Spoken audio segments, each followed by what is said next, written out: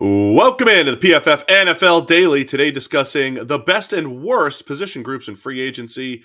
Just a quick primer, your little 10-minute version for what to expect, which position groups are a little bit more loaded, and which ones, you might need to think about trades or the draft if you're in a team building situation here. So Sam, let's go through.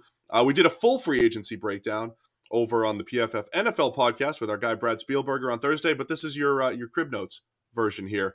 So let's go through some of the strong position groups here in free agency coming up soon.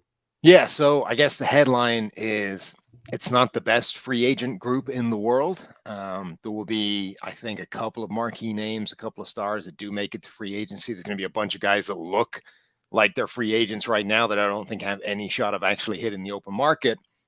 So when you get to the guys that are actually going to be available once free agency starts, there'll be a few marquee names, but I think the strength of this free agent group is depth, which is realistically the place you actually want to be doing your business and spending money is on those depth players, those second wave, those lower down under the radar type of free agents. Anyway, I think there's actually quite a lot of strength and depth in that group. But if you're, a team that needs to make a splash and bring in a specific player to fill a specific glaring hole and needs a star, might not be your year. Yeah, I think that's fair. I mean, the receiver group is a good one to break down. We've talked about this a bit. Devontae Adams, again, likely going to get tagged. Chris Godwin, Mike Williams, Allen Robinson. You've got some big names there. OBJ, now that he has the injury, that drops him down a little bit. But the guys after that, the Michael Gallups of the world, Juju Smith-Schuster, Christian Kirk, DJ Chark, Will Fuller, if he's healthy. Those are the types of players as we get up into the 80s, 90s, 100s in our list. I think those guys can be contributors. There's a lot of receivers that could be low end number 2, high end number 3 types of options. So I think receiver, that kind of epitomizes, I think, what this free agent class is, the depth there, and then the interior offensive line. I don't think tackle's great, but there are some guards and centers that can come in and play. Ben Jones, the starting center from the Tennessee Titans. There are guys like that you can find that, when teams need starters, I think they're to be had here in this free agent class.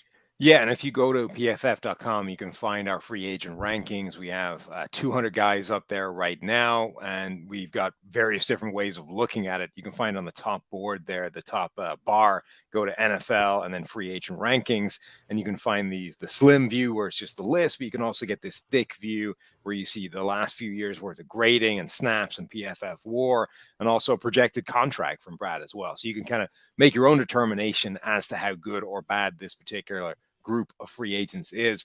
I want to pick up on the thing he said there, though, about the offensive line depth, because if you listen to our kind of team needs talk on the podcast, half the NFL needs offensive linemen in some way, shape, or form. And a bunch of these offensive lines don't just need one guy. They need 3, 4 different offensive linemen coming in and trying to overhaul a complete unit in an offseason. And, we saw last year, the Chargers showed you can do that. You can basically overhaul a complete offensive line. The Kansas City Chiefs as well, right? They 5 new starters, right? The Chiefs, every single one of those guys was a new starter on that offensive line. So you can overhaul a complete offensive line in an offseason, and it can actually end up really good by the end of it. But it does mean that you need to hit basically every single area of the offseason team building enterprise. You need to go for free agency. You might need to trade. You need to hit the draft. In the Chiefs case, you need to hit multiple draft picks, go one early with Creed Humphrey, one later on in Trey Smith.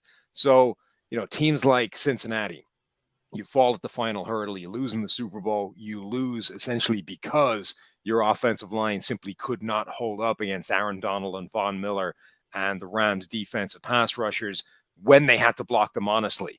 The Bengals need to overhaul at least the right side of that offensive line. And I would say they need to start in free agency and just grab somebody that will be a solid player. Yeah, and I'm looking at our list right now, all the tackles, guards, and centers. I know O-line needy teams, fans of those teams are probably looking, well, is Teron Armstead going to be available? He's number 2 on our list. He's the top tackle from the Saints. When he's healthy, he's outstanding. Orlando Brown. I mean, I would forget about those guys. Not that only one team's going to get Teron Armstead. Orlando Brown's probably going to be back with the Chiefs. But if you look in the 50s, 60s, 70s, even up to about 150, there are capable starters on the offensive line. And I think that needs to be the strategy for several teams around the league. The Dolphins, the Giants, all these teams. If you ranked in the bottom 10, or if you just have 2 or 3 starters to replace, this is where you're going to get a lot of potential starters. And you might be able to get them on the cheap here this year as well. Yeah, there's a whole bunch of guys who feel like they could fulfill that kind of Matt Filer type of contract from a year ago. That's Someone who's not going to break the bank, who's going to be relatively cheap, but will almost certainly provide you just a solid starting caliber offensive lineman. All right, Hoops fans, the latest offer from DraftKings Sportsbook, an official sports betting partner of the NBA. It's too good to pass up. We're talking between the legs, 360 windmill good. Sam, I used to be able to make that dunk. You know that. New customers can bet just $1 on any team and get $150 in free bets if they win. It's that simple. If Sportsbook isn't yet available in your state, you can still take a big shot or shot at the big payday. Everyone can play for huge cash prizes with DraftKings Daily Fantasy Basketball Contest, and DraftKings is giving all new customers a free shot at millions of dollars in total prizes with their first deposit. So download the DraftKings Sportsbook app now. Use promo code PFF. Bet just $1 on any NBA team and get $150 in free bets if they win. It's promo code PFF at DraftKings Sportsbook, an official sports betting partner of the NBA. Got to be 21 or older. Minimum age and location requirements vary by jurisdiction. See DraftKings.com/sportsbook for full list of requirements and state-specific responsible gaming resources. Gambling problem? Call 1-800-GAMBLER. I think corner has some similarities there too. A couple big names at the top. J.C. Jackson's really good. Stephon Gilmore's a big name, getting older. But I think it's a lot of the depth. Guys in the 40s, guys like Steven Nelson, Travarius Ward, DJ Reed, capable starters, capable number 2 corners. I think that's a decent group to get a starting caliber corner, but maybe not necessarily a game changer. Yeah, corner is a really interesting group because there are all types of players available in the cornerback group. There's different body types and body sizes, from, big prototypical 6 foot, 200-pound type corners like Carlton Davis, to these undersized guys that have outperformed what we would appear to be sort of size or physical limitations. DJ Reed for the Seahawks, Darius Williams for the Los Angeles Rams up until now. Like, these guys have somehow been able to be quality players despite being, 5'10" or lower. I would say on the weaker side, when we're talking about this free agent class, QB, you're not going to go find a free agent QB, really. You could get a star. You get a Jameis Winston. You get a Teddy Bridgewater. That's it. It's not like 2 years ago, Ryan Tannehill, Tom Brady, Drew Brees. A lot of these guys were technically free agents. Dak was a free agent until he got franchised and then signed. So you're not going to find a QB, really, that you're looking for. Interior of the defensive line, not the best group. Akeem Hicks is our top guy. Calais Campbell. So you've got some guys up in their 30s. You have a whole bunch of players in the 70s, 80s, 100s, rotational type of players.